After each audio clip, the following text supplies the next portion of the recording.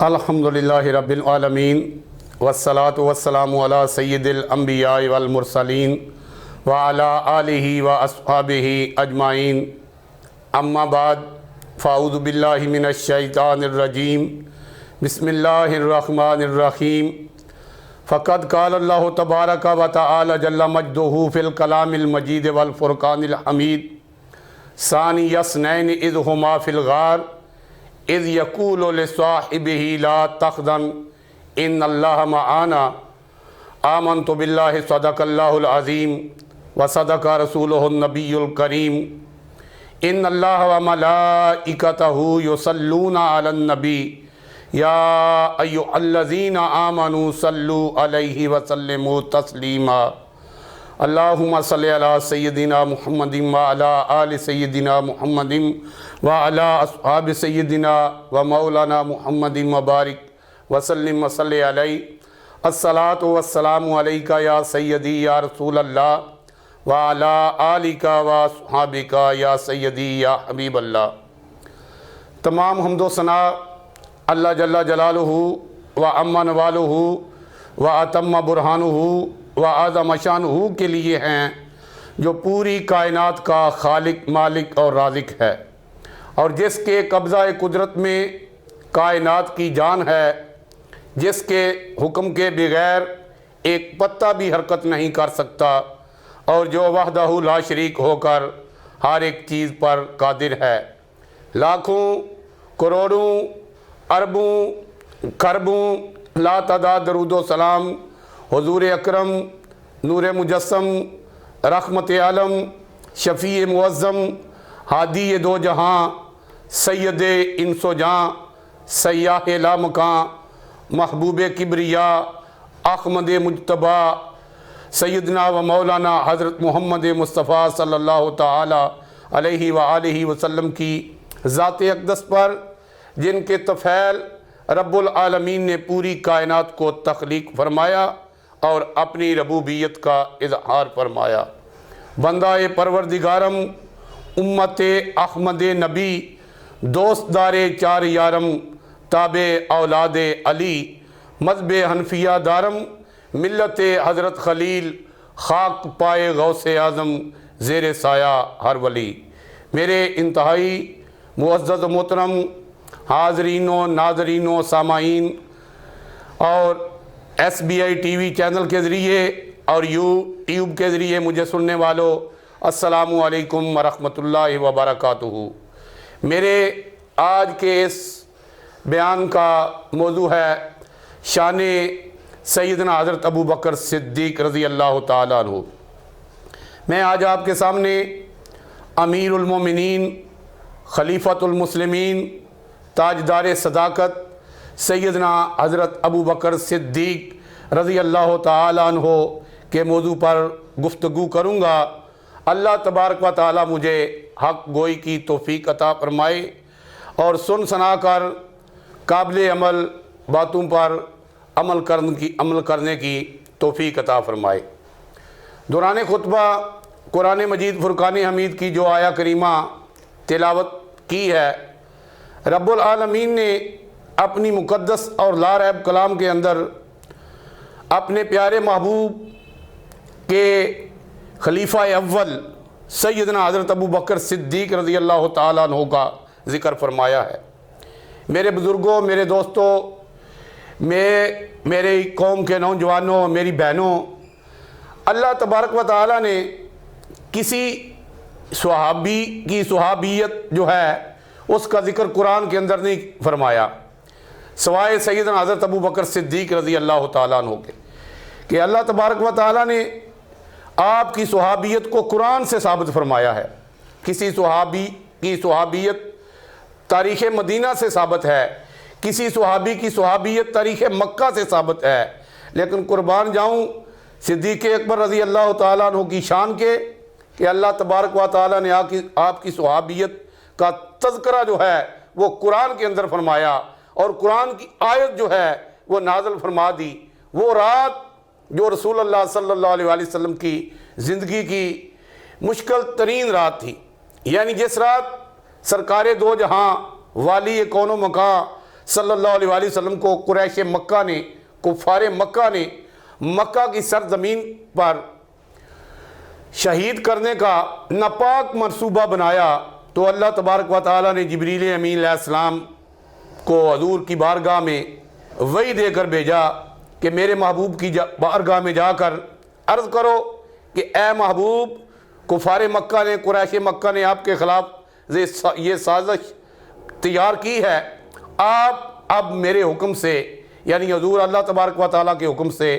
مکہ المکرمہ سے مدینہ المنورہ کی طرف ہجرت فرما جائیں۔ اور اس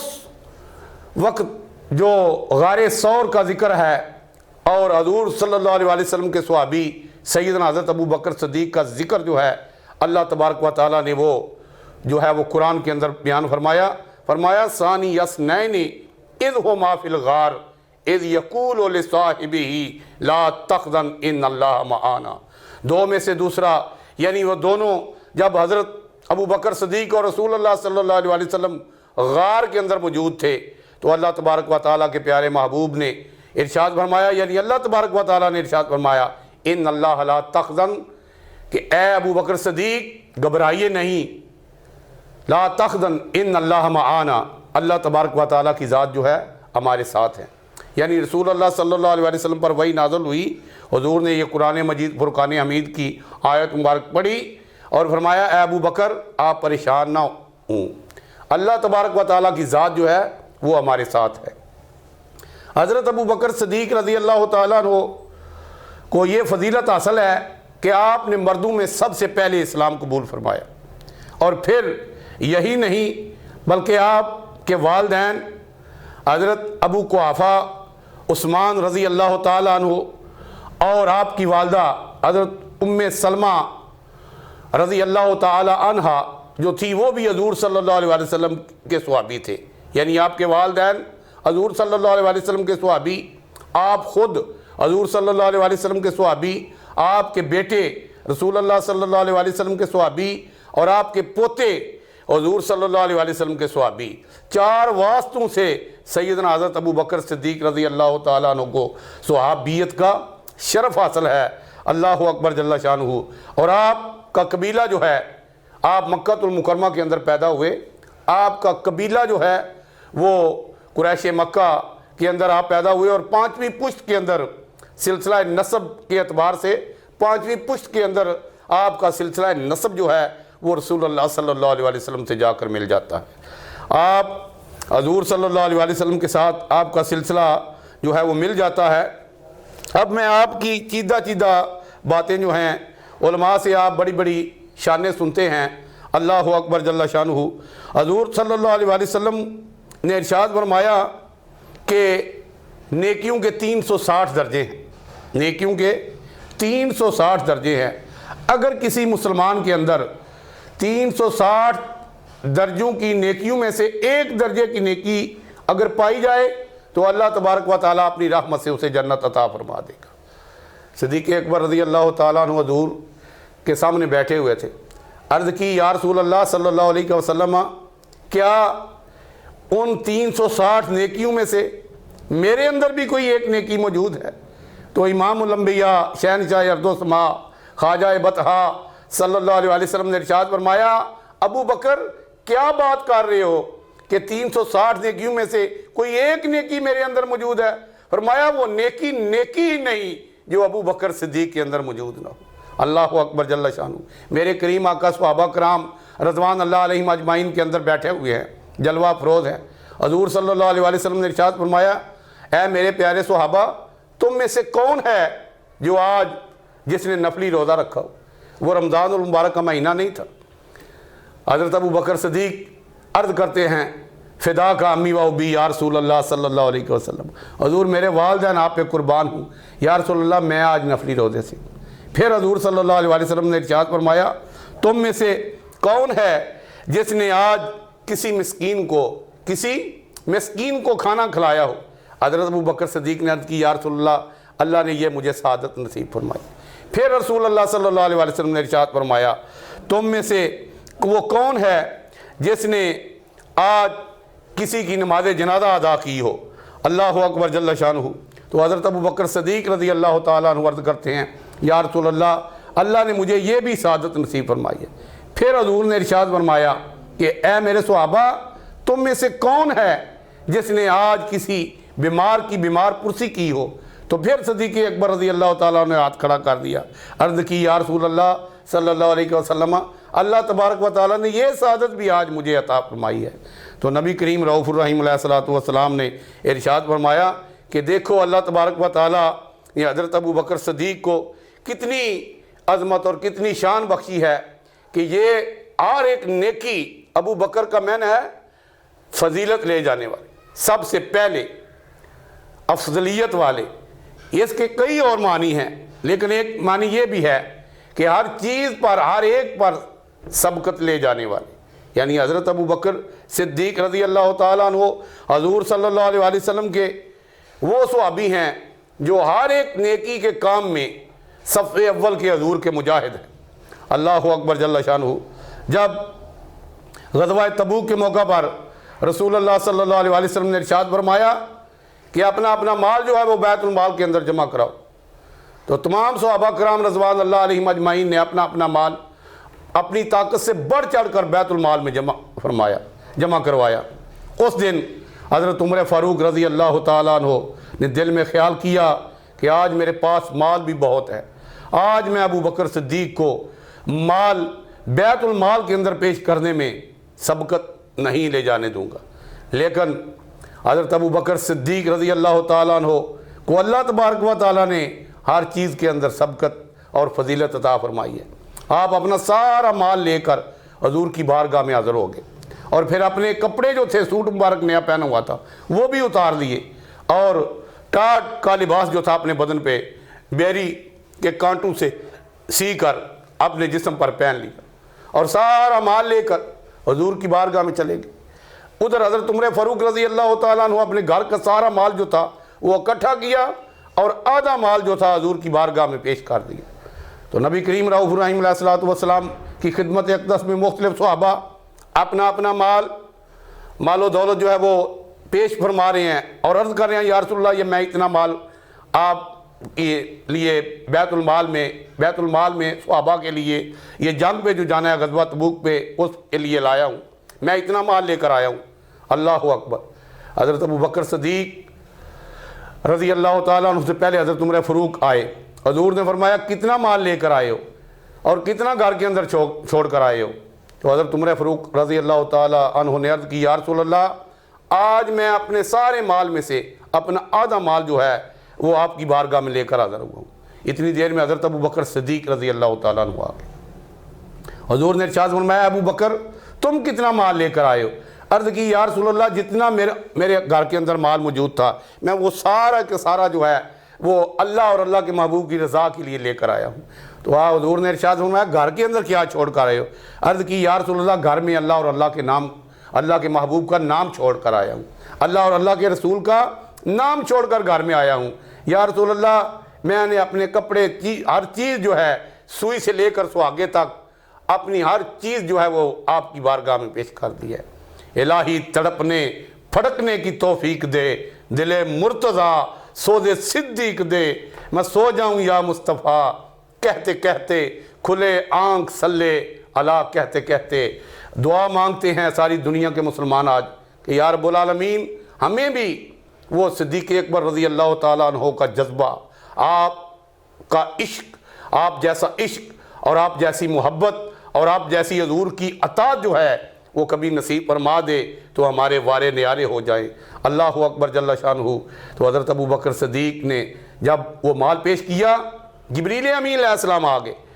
حضرت ابو بکر صدیق حضور کے دائیں طرف بیٹھے ہوئے ہیں، اور وہ ٹاٹ کا لباس پہنا ہوا ہے، بیری کے کانٹوں سے سیا ہوا ہے۔ ادھر جبریل امین علیہ السلام آ گئے، وہ بائیں طرف آ کر بیٹھ گئے۔ جب بیٹھے تو حضور ایک نگاہ جو تھی وہ حضرت ابو بکر صدیق کو ایسے دیکھتے، ایک نگاہ جبریل امین علیہ السلام کو دیکھتے۔ تو پھر حضور نے ارشاد فرمایا اے جبریل، آج تم نے یہ کون سا لباس لگا رکھا ہے؟ تو جبریل امین علیہ السلام عرض کرتے ہیں یا رسول اللہ صلی اللہ علیہ وسلم، اللہ تبارک و تعالیٰ کے عرش عظیم کے اوپر جتنے فرشتے ہیں آج سارے فرشتوں نے ابو بکر صدیق کی اقتدا کے اندر یہی لباس لگا رکھا ہے، اور اللہ تبارک و تعالیٰ نے ارشاد فرمایا ہے کہ آپ ابو بکر صدیق سے پوچھئے کہ اے ابو بکر صدیق کیا تم اس حال میں اللہ تبارک و تعالیٰ سے راضی ہو؟ حضور نے فرمایا اے ابو بکر یہ میرے پاس جبریل بیٹھے ہوئے ہیں اور یہ عرض کر رہے ہیں کہ اے ابو بکر اللہ تبارک و تعالیٰ ارشاد فرما رہا ہے کہ اے ابو بکر کیا اس حال کے اندر تم خوش ہو، راضی ہو؟ ابو بکر صدیق رضی اللہ تعالیٰ نے عرض کی رضیت باللہ ربم وبالاسلام دینم وبمحمد صلی اللہ علیہ وآلہ وسلم نبیم و رسولا، کہ میں اللہ کے رب ہونے پر اور حضور صلی اللہ علیہ وآلہ وسلم کے رسول ہونے پر اور اسلام کے دین کے اوپر میں اللہ تبارک و تعالیٰ کی رضا کی خاطر بالکل راضی ہوں، اور میں بڑا خوش ہوں کہ اللہ تبارک و تعالیٰ نے مجھے یہ سعادت نصیب فرمائی۔ اللہ اکبر جل شانہ۔ علماء سے میں نے یہ واقعہ سنا ہے کہ جب حضور صلی اللہ علیہ وآلہ وسلم کی بارگاہ میں جبریل حاضر ہوتے تو جب حضرت ابو بکر صدیق رضی اللہ تعالیٰ عنہ آتے تو جبریل امین علیہ السلام ہاتھ باندھ کر اٹھ کر کھڑے ہو جاتے، ہاتھ باندھ کر اٹھ کر کھڑے ہو جاتے۔ ایک دفعہ حضور صلی اللہ علیہ وسلم نے ارشاد فرمایا اے جبریل جب ابو بکر صدیق آتے ہیں تو آپ اٹھ کر کھڑے ہو جاتے ہیں، بڑا احترام کرتے ہیں۔ تو جبریل امین علیہ السلام نے عرض کی یا رسول اللہ صلی اللہ علیہ وسلم میرے کریم آقا اس کے پیچھے ایک بات ہے جس وجہ سے میں اٹھ کر کھڑا ہو جاتا ہوں۔ حضور نے فرمایا کیا بات ہے مجھے بتاؤ۔ جبریل عرض کرتے ہیں یا رسول اللہ صلی اللہ علیہ وسلم جب اللہ تبارک و تعالیٰ نے روز اول یہ حکم دیا تسجدوا لآدم کہ میرے آدم علیہ السلام کے سامنے سجدہ کرو، تو میں اس وقت سارے فرشتے سوچ میں پڑ گئے کہ کہیں یہ امتحان نہ ہو اللہ تبارک و تعالیٰ کی طرف سے۔ ہم اللہ کو سجدہ کرتے تھے تو میرے سامنے عزازیل ابلیس جو تھا وہ کھڑا ہوا تھا، تو میں اس کی طرف دیکھنے لگا، وہ میرا بھی استاد تھا اور میں باقی سارے فرشتوں کا سردار تھا، تو میں وہ اپنے اس عزازیل یعنی اس وقت جو استاد تھا معلم الملکوت تھا، فرشتوں کا سردار تھا ابلیس عزازیل، اس کی طرف دیکھنے لگا تو میری نگاہ جو تھی وہ اوپر اٹھی، میں نے عرش عظیم کے نیچے ایک گنبد دیکھا، اس گنبد کے چاروں طرف لکھا ہوا تھا ابو بکر صدیق ابو بکر صدیق ابو بکر صدیق، اور پھر گنبد کے اندر سے مجھے آواز آئی کہ فوراً اللہ کی بارگاہ میں سجدہ کرو، جلدی کرو سجدہ کرو۔ میں اسی وقت سجدے کے اندر پڑ گیا۔ یا رسول اللہ صلی اللہ علیہ وسلم یہ وہ آواز ابو بکر صدیق رضی اللہ تعالیٰ عنہ کی آواز تھی۔ اب میں جب بھی ابو بکر صدیق کو دیکھتا ہوں آپ کی بارگاہ میں تو مجھے ڈر لگتا ہے، میں ادب سے اٹھ کر آپ کی بارگاہ میں کھڑا ہو جاتا ہوں ہاتھ باندھ کر کہ یہ وہی ابو بکر صدیق ہے جنہوں نے اس وقت یہ حکم دیا کہ فوراً سجدہ کرو اللہ کی بارگاہ میں۔ تو ان کی آواز سنتے ہی میں اللہ کی بارگاہ میں سجدہ ریز ہو گیا۔ یہ واقعہ میں نے علماء سے سنا ہے۔ اللہ اکبر جل شانہ۔ تو میرے معزز و محترم حاضرین و ناظرین و سامعین، میں عرض کر رہا ہوں کہ جب حضور صلی اللہ علیہ وسلم معراج سے واپس آئے، حضور معراج سے واپس آئے نا، تو سب سے پہلے ملاقات جو ہوئی حضور کے ساتھ وہ ابو جہل کی ہوئی۔ تو ابو جہل حضور صلی اللہ علیہ وسلم نے ارشاد فرمایا کہ آج رات کے تھوڑے سے حصے میں مجھے معراج ہوئی ہے، جبریل امین علیہ السلام براق لے کر آئے، ایسے ایسے میں نے پہلے دوسرے تیسرے چوتھے پانچویں چھٹے ساتویں آسمان، پھر سدرۃ المنتہا، پھر جنت دوزخ، پھر میں عرش عظیم پہ پہنچا، اللہ تعالیٰ سے ملاقات کی، اللہ کا دیدار کیا۔ تو وہ کہنے لگا کبھی ایسا بھی ہو سکتا ہے ایک رات کے اندر یا ایک رات کے تھوڑے سے حصے میں ایسا ہوا ہو۔ تو حضرت ابو بکر صدیق نے ارشاد فرمایا کہ یہ بات کس نے کہی ہے؟ تو ابو جہل نے کہا، پہلے تو وہ بہانے کرتا رہا، پھر اس نے کہا تمہارے صاحب نے کہی ہے۔ تو حضرت ابو بکر صدیق رضی اللہ تعالیٰ عنہ نے ارشاد فرمایا اے ملعون، اے ابو جہل، اگر میرے کریم آقا نے فرمایا ہے تو پھر بالکل یہ سچ ہے، اور جس طرح میرے آقا نے فرمایا ہے اسی طرح ہو گیا ہے۔ بالکل میرے کریم آقا معراج کر کے آئے ہیں، اپنے رب کا دیدار کر کے آئے ہیں۔ جب حضور کی بارگاہ میں ابو بکر صدیق حاضر ہوئے تو حضور نے فرمایا اے ابو بکر، آج سے تم صدیق ہو، بلکہ صدیق اکبر ہو۔ اللہ اکبر جل شانہ۔ اور میں نے کتابوں کے اندر یہ پڑھا ہے کہ صدیق وہ ہوتا ہے جس نے اپنی ساری زندگی ماں کی آغوش سے لے کر، ماں کی گود سے لے کر قبر کی آغوش تک کبھی ایک مرتبہ بھی جھوٹ نہ بولا ہو، اس کو صدیق کہتے ہیں۔ اور حضور صلی اللہ علیہ وسلم نے ارشاد فرمایا میرا صدیق وہ ہے، میرا صدیق صدیق نہیں بلکہ یہ امام الصدیقین ہے، کائنات کے اندر جتنے صدیق ہیں یہ ان کا امام ہے۔ اور حضور نے ارشاد فرمایا یہ صدیق نہیں بلکہ یہ تو صدیق اکبر ہے، پوری کائنات کے اندر افضل البشر بعد الانبیاء سیدنا حضرت ابو بکر صدیق رضی اللہ تعالیٰ عنہ۔ اور حضور صلی اللہ علیہ وسلم نے ارشاد فرمایا کہ میرے دو وزیر جو ہیں وہ آسمان پہ ہیں، اور ان کا نام ہے سیدنا حضرت جبرائیل علیہ السلام، سیدنا حضرت میکائیل علیہ السلام۔ اور فرمایا دو وزیر جو ہیں وہ زمین پہ ہیں، سیدنا حضرت ابو بکر صدیق رضی اللہ تعالیٰ عنہ اور سیدنا حضرت عمر فاروق رضی اللہ تعالیٰ عنہ۔ اور حضور نے ارشاد فرمایا میری حکومت جو ہے وہ پوری کائنات کے اوپر ہے۔ اللہ اکبر جل شانہ۔ اعلیٰ حضرت امام اہل سنت اسی لیے فرماتے ہیں عرش والے تیری شوکت کا علو کیا جانے، خسروا عرش پہ فرش والے تیری شوکت کا علو کیا جانے، خسروا عرش پہ اڑتا ہے پھریرا تیرا۔ اللہ اکبر جل شانہ۔ میرے کریم آقا کی حکومت پوری کائنات پہ ہے، اور حضور صلی اللہ علیہ وسلم نے ارشاد فرمایا کہ یہ میرے ابو بکر صدیق جو ہیں انہوں نے تصدیق کی ہے، اللہ تبارک و تعالیٰ نے ان کو صدیق اکبر بنا دیا ہے۔ اور پھر غار ثور کے اندر جو میں نے آیت پڑھی ہے آخر کے اوپر یہ بات کروں گا، اللہ اکبر، جو حضور صلی اللہ علیہ وسلم کی مشکل ترین رات تھی، اور میرے کریم آقا نے اس رات امیر المومنین خلیفۃ المسلمین سیدنا حضرت ابو بکر صدیق حیدر قرار کرم اللہ وجہ الکریم کو اپنے بستر پر لٹایا اور فرمایا اے علی آج آرام سے سو جانا، کوئی چیز کوئی انسان تمہیں تکلیف نہیں پہنچا سکے گا۔ اور اس سفر کے اندر اللہ تبارک و تعالیٰ کے حکم سے حضور صلی اللہ علیہ وسلم نے سیدنا صدیق اکبر رضی اللہ تعالیٰ عنہ کو اپنے ساتھ لیا۔ دیکھو دوستو، پوری کائنات جو ہے وہ اللہ کی بارگاہ میں حاضر ہوتی ہے، اور اللہ رب العزت کی ذات کے بعد یا صاحب الجمال و یا سید البشر من وجہک المنیر لقد نور القمر لا یمکن الثناء کما کان حقہ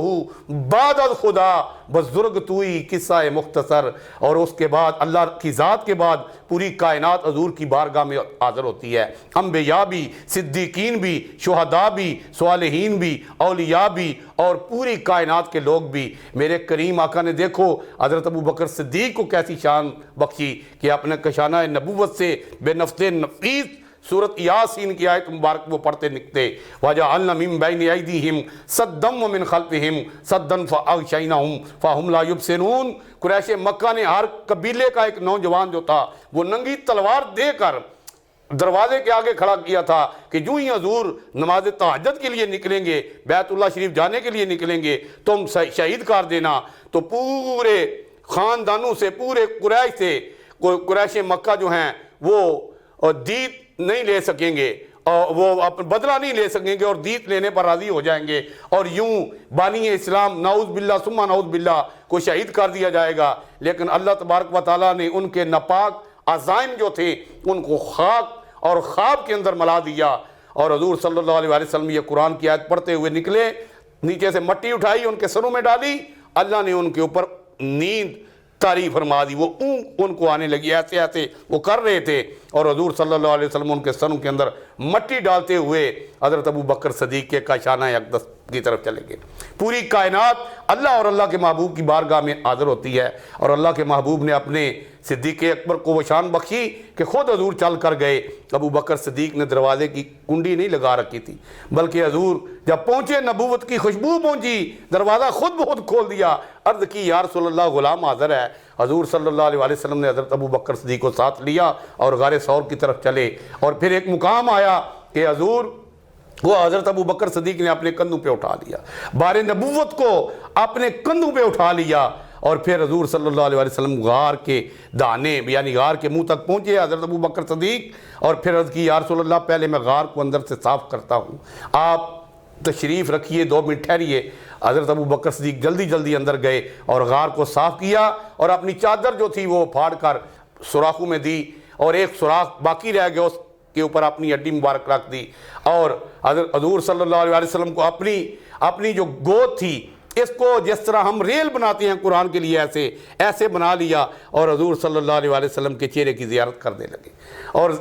3 دن ایسی زیارت کی، ایسا فیض حاصل کیا کہ حضرت ابو بکر صدیق رضی اللہ تعالیٰ عنہ کو حضور صلی اللہ علیہ وسلم نے نور علی نور کر دیا۔ واللہ اکبر جل شانہ۔ وہ سام والا واقعہ ہے، وہ پیاس والا واقعہ ہے کہ حضور صلی اللہ علیہ وسلم نے ارشاد فرمایا کہ وہ اس کے غار کے باہر منہ پر جاؤ، اور یہ سارے بہت لمبے واقعات ہیں، اتنا ٹائم نہیں ہے، بس میں یہ عرض کروں گا کہ حضرت ابو بکر صدیق رضی اللہ تعالیٰ عنہ کو حضور نے ایک دن صحابہ سے ارشاد فرمایا، اے میرے صحابہ تمہارا جی کس کام کو چاہتا ہے؟ کسی صحابی نے عرض کی، یا رسول اللہ میرا جی چاہتا ہے ہر وقت اللہ کا قرآن پڑھتا رہوں۔ کسی نے عرض کی، یا رسول اللہ میرا جی چاہتا ہے ہر وقت نماز اور نفل پڑھتا رہوں۔ کسی نے عرض کی، یا رسول اللہ میرا جی چاہتا ہے میں کفار کے ساتھ جہاد کرتا رہوں اور کفار کو واصل جہنم کرتا رہوں اور آخر میں شہید ہو کر خود بھی جنت کا راہی بن جاؤں۔ کسی نے کوئی عرض کی، کسی نے کوئی عرض کی، کسی نے کہا میرا جی چاہتا ہے آپ کے اشارے پر اپنا مال خرچ کرتا رہوں۔ حضور نے فرمایا، ابو بکر تمہارا جی کیا چاہتا ہے؟ عرض کی، یا رسول اللہ میرا جی چاہتا ہے، میرا یہ جی چاہتا ہے اللہ اکبر جل شانہ کہ آپ کی خاطر میں اپنا سارا مال جو ہے وہ قربان کر دوں، اور پھر میرا یہ جی چاہتا ہے کہ میری بیٹی ہو، میری بیٹی حضرت عائشہ